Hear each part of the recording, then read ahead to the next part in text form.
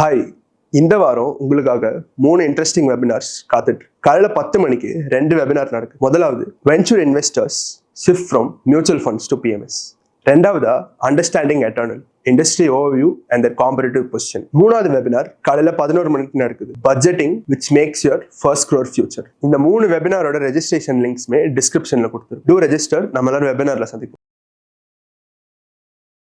DIY versus M2W எது பாதுகாப்பு? So பாதுகாப்பு அப்படிங்கிறத பற்றி இன்வெஸ்டர்ஸ் எந்த அளவுக்கு முக்கியத்துவம் கொடுக்குறீங்க? ரிட்டர்ன்ஸ்க்கு எல்லாருமே நிறைய முக்கியத்துவம் கொடுக்குறோம், உண்மைதானே? நிறைய ரிட்டர்ன் பண்ணணும் அப்படின்ற அந்த ஒரு தேவை நமக்கு இருக்கிறதுனால நம்ம முதல்ல எதை குறைச்சி மதிப்பிடுறோம் அப்படின்னு பார்த்தீங்கன்னா பாதுகாப்பு தான். இன்வெஸ்ட்மெண்ட்ல சேஃப்டி இல்லைனாக்கா ரிட்டர்ன் வராது அப்படிங்கிறத நம்ம முதல்ல மறந்துடுறோம்.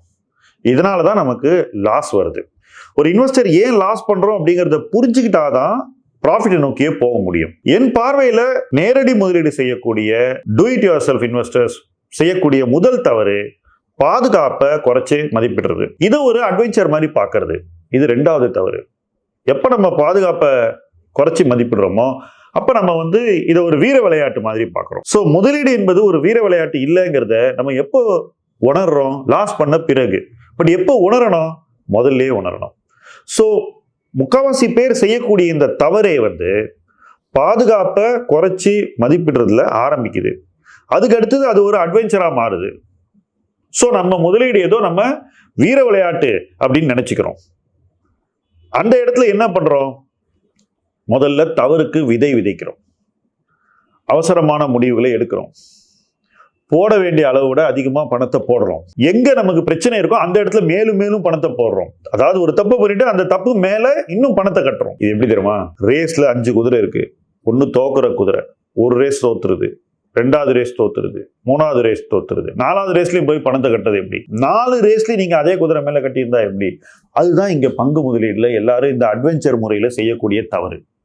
இதை செய்யக்கூடாது அப்படின்னு சொல்றதுல எனக்கு எந்த விதமான தயக்கமும் இல்லை. பல பேருக்கு இது கொஞ்சம் ரொம்ப உறுத்தலாம் மனசை.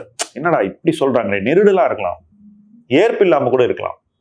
பட் பேசிக் ட்ரூத் என்ன அப்படிங்கிறத நம்ம இங்க சொல்லிக்கிட்டே தான் இருப்போம்.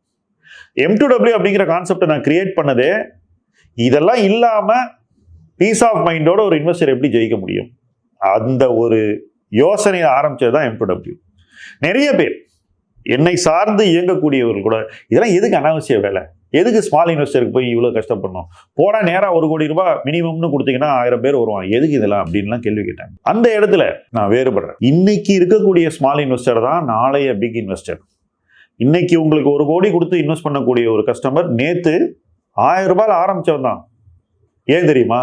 இதை நான் இவ்வளோ அழுத்தமாக சொல்கிறேன். நானும் அந்த கஸ்டமராக இருந்திருக்கேன். ஸோ நான் எங்க அப்பா இதை பண்ணாரு, இந்த ஷேரை வாங்கி கொடுத்தாருன்னா சொல்ற ஆள் இல்லை. ஏன்னா எனக்கு அந்த மாதிரி ஒரு இன்வெஸ்ட்மெண்ட்ல பேக்ரவுண்டே கிடையாது. இன்ஃபேக்ட் இன்வெஸ்ட்மெண்ட் பண்ணக்கூடாது அப்படிங்கிறதா எங்க ஃபேமிலியினுடைய அடிப்படை பிலீஃப். ஷேர் மார்க்கெட்லாம் நாட் ஃபார் அஸ். ஃபெமிலியரா இருக்கா? எல்லார் வீட்லயும் இப்படி இருக்கும். ஸோ அந்த மாதிரி பேக்ரவுண்ட் இல்லாத கஸ்டமர் ஒரு 1000 ரூபாய் ஆரம்பிச்சு அவன் தான் நாளைக்கு 1 கோடிக்கு வரப்போறான். அவன் 1 கோடி வந்த பிறகு வேலை செய்யறேன்னு சொல்றது என்னை பொறுத்த வரைக்கும் சரியில்லை. 1 கோடி வருவதற்கு வேலை செய்யறேன்னு சொல்றதுதான் சரி. அதுதான் நாங்க இங்க M2W பண்ணிட்டு இருக்கோம். லாஸ்ட் இயர் எடுத்துக்கோங்க, என்ன ஆச்சு? யாருமே வாங்காத இன்வெஸ்ட்மெண்ட்ஸை நம்ம வாங்கினோம். 2024 என்ன ஆச்சு? அதே தான். மற்றவங்க வாங்க விரும்பாத முதலீடுகளை நம்ம மியூச்சுவல் ஃபண்ட்ல பண்ணோம். ஸோ 2 வருஷம் பாருங்க, 24, 25 2 வருஷமும் யாரும் வாங்காத இன்வெஸ்ட்மெண்ட்ஸை வாங்கினோம். 26ல என்ன பண்றோம்? அதே தான் பண்றோம். என்ன சார் 3 வருஷம் சொல்றீங்க, 3 வருஷமும் மற்றவங்க வாங்காத முதலீடுகளே நீங்க பார்த்துட்டு இருக்கேன்னு சொல்றீங்க, அப்ப பணம் எப்படி பண்ண முடியும்? அங்கதான் answer is very very straight. மற்றவங்க வாங்காத வாங்கினாதான் பணம் பண்ண முடியும். எல்லாரும் வாங்குறத போய் வாங்கினீங்கன்னாக்கா நீங்க ஸ்மால் அண்ட் மிட் கேப்ல மாட்டிக்கிட்டு இருப்பீங்க, ஃப்ளெக்ஸி கேப்ல போய் சிக்கிக்கிட்டு இருப்பீங்க. யாரும் வாங்காத வாங்குறதுல தான் மார்க்கெட் நமக்கு வெற்றியை கொண்டு சேர்க்கும். அதுவும் அதை வாங்க வேண்டிய நேரத்தில் வாங்கணும். சும்மா கண்ணை மூடிக்கிட்டு எல்லாரும் வாங்காத ஒரு பொருளை வாங்கினாலும் ஜெயிக்க முடியாது. ஜெயிக்கக்கூடிய பொருளாகவும் அது இருக்க வேண்டும். மற்றவர்கள் அதை வாங்க தயங்க வேண்டும் அல்லது விரும்பாமல் இருக்க வேண்டும். அதுதான் உண்மையான ஒரு கான்ட்ரேரியன் ஸ்டான்ஸ். இப்போ இந்த ஸ்டான்ஸை நம்ம தொடர்ந்து எடுத்துக்கிட்டே இருக்கோம் நம்ம கிளைண்ட்ஸுக்கு. ஆனாலும் இந்த ஸ்டான்ஸை எடுக்கும்போது கூட அவங்களுக்கு இருக்கக்கூடிய ரிஸ்க் அப்பிடைட் என்ன, அவங்களுடைய ரிஸ்க் ப்ரொஃபைல் என்ன, அதுக்குள்ள அடக்கு அந்த டெசிஷன் எடுக்கிறோம். ஸோ எப்பவுமே ஒரு முதலீட்டாளனுடைய risk capacity, risk appetite, risk profile, இந்த மூணுக்கு உள்ளதான் நம்ம இயங்க வேண்டும். இதுதான் M2W இருக்கக்கூடிய அடுத்த ஒரு முக்கியமான ஸ்ட்ரென்த். இதெல்லாம் யாருடைய ஸ்ட்ரென்த்தா மாறப்போகுது? எல்லாமே இன்வெஸ்டருடைய ஸ்ட்ரென்த்தா தான் மாறப்போகுது. யார் டிஐவை பண்ணி தோத்துக்கிட்டு இருக்கானோ அவன் இந்த ஸ்ட்ரென்த் இல்லாதனால தான் தோக்குறாங்கிறது என்னுடைய முழு நம்பிக்கை. I am 100% sure about it.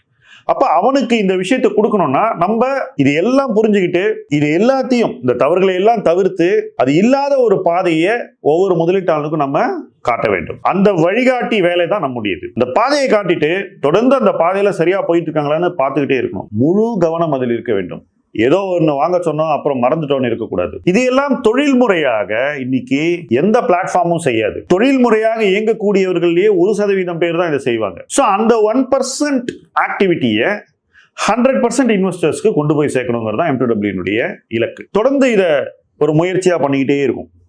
But இதில் நான் சில விஷயங்கள் முதலீட்டாளர்கள் செய்ய தவறக்கூடிய விஷயங்களையும் நான் சொல்றேன். ஃபர்ஸ்ட், ஒரு முதலீட்டு ஆலோசனை அல்லது ஒரு பரிந்துரை வரக்கூடிய தருணத்துல அதை கவனிக்க கூட முதலீட்டாளர்கள் தவறிவிடுகிறார்கள். அது வரக்கூடிய மீடியம், இப்போ இன்னைக்கு வாட்ஸ்அப் API தான் இன்னைக்கு அந்த மீடியம்.